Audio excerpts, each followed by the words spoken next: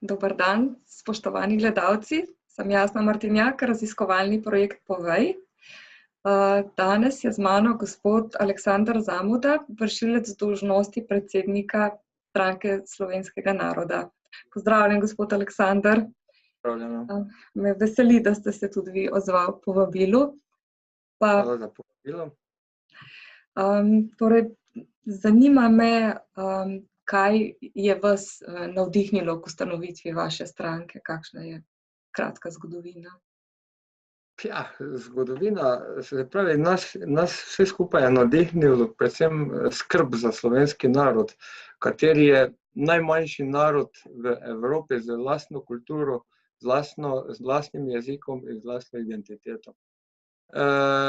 Še vedno bolj se pa dogaja, da praktično ugotavljamo, da tudi v lastni državi, katero smo si leta 1991 izborili, počasi ali pa bi rekel vedno hitreje izginjamo, kot naša identiteta izginja.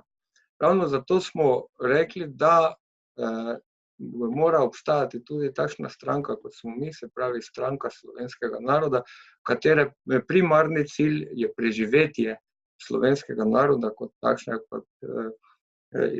in njegove identitete. Na žalost, ravno zadnja leta vedno bolj ugotavljamo, da nekako ljudem ni več nekako mar za to identiteto. Pravzaprav nekako se postavljamo kot stranka na noge in moram reči, da kar težko v teh razmerah delati, v katerih smo se danes znašli. Izhajamo pa v bistvu iz Jelinčičeve nacionalne stranke in nekateri člani so ko se je izvedelo, kdo Jelinčič v bistvu je, so izstopili iz njegove stranke in ustanovili Slovensko nacionalno desnico.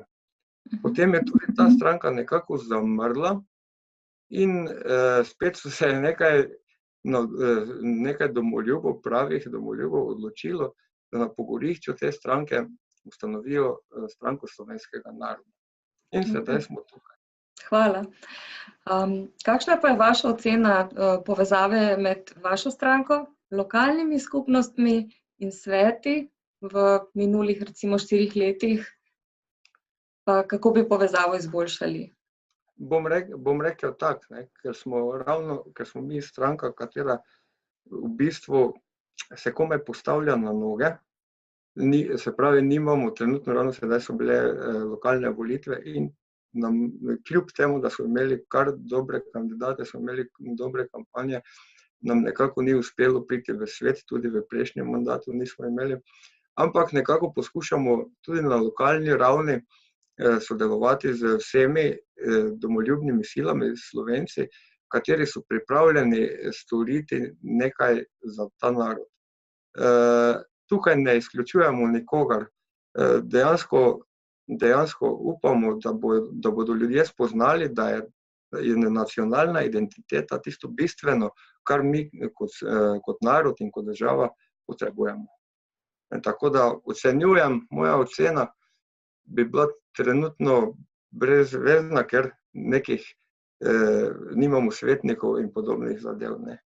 Tako da rastem počasi. V redu. Naslednje vprašanje bi bilo, kako ocenjujete povezavo vaše stranke z ostalimi strankami? Se vam zdi smiselna? Ja, vsekakor.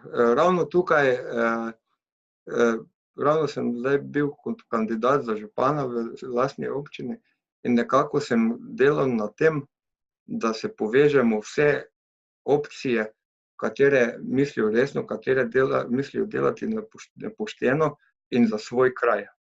Se pravi, predvsem na lokalni ravni se mi zdi, da ni tako pomembno, katere stranke si pripadnik, ampak je pomembno, da vse stranke skupaj delajo za izboljšanje svojega kraja, ker je dejansko to kraj, v katerem vsi skupaj živimo. In kot takšnega je treba tudi jemati. Ne smemo ga deliti, ampak skupaj delati za boljši jutri, za naše otroke in za naše družine. Ja, tako je, se strinjam. Kaj pa menite o ideji, da je županov občinski svet sestavljen iz predsednikov svetov mestnih četrtnih skupnosti oziroma predsednikov vaških svetov na podeželju? Ja, nekako vidim vaš namen tega, bi se zdel mogoče na prvi pogled logičen, ampak nekako upravljajo občinski sveti in vaški odbori oziroma imajo vsak svojo funkcijo. In kot takšne bi rekel, da je nekako prav, da so te stvari ločene, bi pa pričakoval, da pride do večjega sodelovanja med občinskim svetom in vaškimi odbori, se pravi, kot takšnimi, ne. Zato bi rekel, da to je kar prav, da tako ostane, kot je. Bi pa dal še, se pravi, bi pa dodal še to, da bi pa bilo potrebno vaškim skupnostim, jaz zdaj govorim, ker sem pač iz vaške občine, da dobijo malo večje pooblastila, mogoče malo večje financiranje za svojo dejavnost. Okej, hvala. Me pa še zanima, v vaši stranki zbirate pobude, pa kako to poteka v praksi, če da?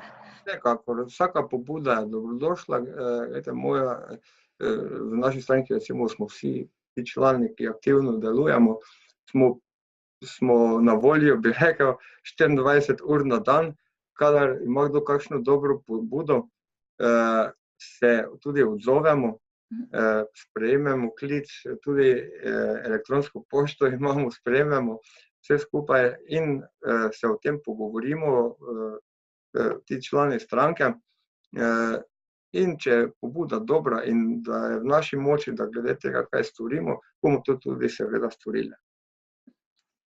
Hvala. Je še kaj, kar bi želeli sporočiti gledalcem? Želel bi povedati gledalcem, da naj ne pozabijo na svoje korenine, na vrednote, katere je slovenski narod prinesel s sabo iz zgodovine, katere so nam podarili naši predniki, očetje, dedi, ter se moramo zavedati, da imamo kot narod samo eno državo. Mi ne moremo nikamor. Tu smo obsojeni na našo, ali preživimo, ali bomo na tej zemlji izumrli. Zato bi rekel, malo premisleka velja pri vseh teh modernih domislicah, ki jih danes slišimo, ne. Slišimo tudi, da narod ni pomemben, ampak bom rekel, kri ni voda, ne, zato je potrebno ta narod ohraniti. Drugega, ko nas ne bo, tega naroda ne bo nikoli več. To je to, zato se borimo. Hvala. Hvala, gospod Aleksander Zamuda, in hvala tudi vam, spoštovani gledalci. Pa se vidimo v naslednjem intervjuju. Nasvidenje tudi vam. Nasvidenje.